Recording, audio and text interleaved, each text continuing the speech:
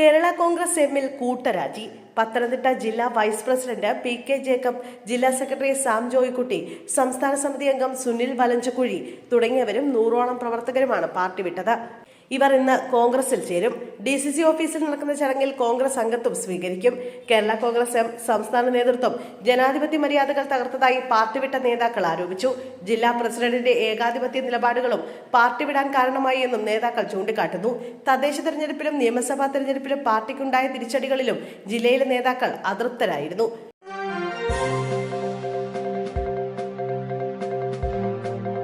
തലശ്ശേരി വ്യാപാരി വെൽഫെയർ സഹകരണ സംഘത്തിൽ വൻ സാമ്പത്തിക ക്രമക്കേട്. ഉയർന്ന പലിശ വാഗ്ദാനം ചെയ്ത് നിക്ഷേപകരിൽ നിന്ന് കോടിക്കണക്കിന് രൂപ സമാഹരിച്ച ശേഷം സഹകരണ സംഘത്തിന്റെ സെക്രട്ടറി മുങ്ങിയെന്ന് പരാതി. സംഭവത്തിൽ ഭരണസമിതി, സഹകരണ വകുപ്പിനും പോലീസിനും പരാതി നൽകിയതോടെ ക്രമക്കേടിനെ കുറിച്ചുള്ള അന്വേഷണം ആരംഭിച്ചു. വ്യാപാരി വ്യവസായി ഏകോപന സമിതിയുടെ നേതൃത്വത്തിൽ പ്രവർത്തിക്കുന്ന സഹകരണ സംഘത്തിൽ നിക്ഷേപിച്ച തുക തിരികെ ലഭിക്കാനായി എത്തിയവർക്ക് പണം നൽകാൻ കഴിയാതിരുന്നതോടെയാണ് തട്ടിപ്പ് പുറത്തറിഞ്ഞത്. ഇതോടെ നിക്ഷേപകർ ഭരണസമിതി അംഗങ്ങളെ സമീപിക്കുകയും സെക്രട്ടറി സ്വന്തം നിലയിൽ നിക്ഷേപങ്ങൾ സ്വീകരിച്ച് ക്രമക്കേട് നടത്തിയിരിക്കാമെന്ന സംശയം ഉയരുകയും ചെയ്തു. ആരോപണം പുറത്തുവന്നതിന് പിന്നാലെ സഹകരണ സംഘം ഓഫീസ് പൂട്ടി സെക്രട്ടറി ജോജിഷ് സ്ഥലമിട്ടതായാണ് വിവരം.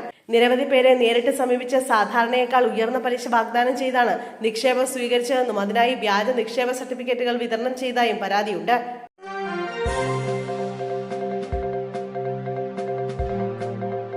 കാന്തപുരത്തിന്റെ പേരിൽ വ്യാജ പരാമർശം, സോഷ്യൽ മീഡിയ അക്കൗണ്ടുകൾക്കെതിരെ പരാതി നൽകി.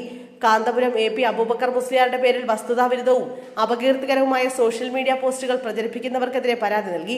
കാന്തപുരം തന്നെ പറഞ്ഞതെന്ന വ്യാജേന തെറ്റിദ്ധാരണാജനകവും വസ്തുതയ്ക്ക് നിരക്കാത്തതും അപകീർത്തികരവുമായ പോസ്റ്റുകളും വീഡിയോകളും പ്രചരിപ്പിച്ച 10-ലധികം വരുന്ന സോഷ്യൽ മീഡിയ അക്കൗണ്ടുകൾക്കെതിരെയും അത് പങ്കുവച്ചവർക്കെതിരെയുമാണ് പരാതി നൽകിയത്.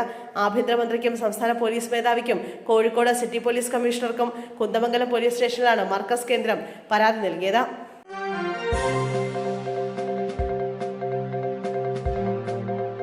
യാത്രക്കാരോട് മോശമായി പെരുമാറിയ സംഭവത്തിൽ 3 KSRTC ജീവനക്കാർക്കെതിരെ അന്വേഷണം. തിരുവനന്തപുരം സെൻട്രൽ ഡിപ്പോയിലാണ് സംഭവം. ഡിപ്പോയിലെ അന്വേഷണ വിഭാഗത്തിലെ ജീവനക്കാരാണ് ബസ്സുകളുടെ സമയം ചോദിച്ച യാത്രക്കാരോട് മോശമായി പെരുമാറിയത്. ബസ്സുകളുടെ സമയം ചോദിച്ചപ്പോൾ അന്വേഷണ വിഭാഗത്തിലുണ്ടായിരുന്ന 3 ജീവനക്കാരും യാത്രക്കാർക്ക് മറുപടി നൽകിയില്ല. ആവർത്തിച്ച് ചോദിച്ചപ്പോൾ ബസ് വരുമ്പോഴേ അറിയാൻ പറ്റൂ എന്ന് പറഞ്ഞ് യാത്രക്കാരോട് തട്ടിക്കയറുകയായിരുന്നു. ജീവനക്കാർ ഡ്യൂട്ടി സമയത്ത് യാത്രക്കാർക്ക് മറുപടി നൽകുന്നതിന് പകരം മൊബൈലിൽ നോക്കിയിരിക്കുകയായിരുന്നുവെന്നും പരാതിയിൽ പറയുന്നു. അന്വേഷണ വിഭാഗത്തിലെ ജീവനക്കാർക്കെതിരെ സ്ഥിരമായി പരാതി ഉയരുന്നുണ്ട് എന്നാണ് ആക്ഷേപം. യാത്രക്കാർ നൽകിയ പരാതിയിൽ KSRTC CMD അന്വേഷണത്തിന് നിർദ്ദേശം നൽകിയത്.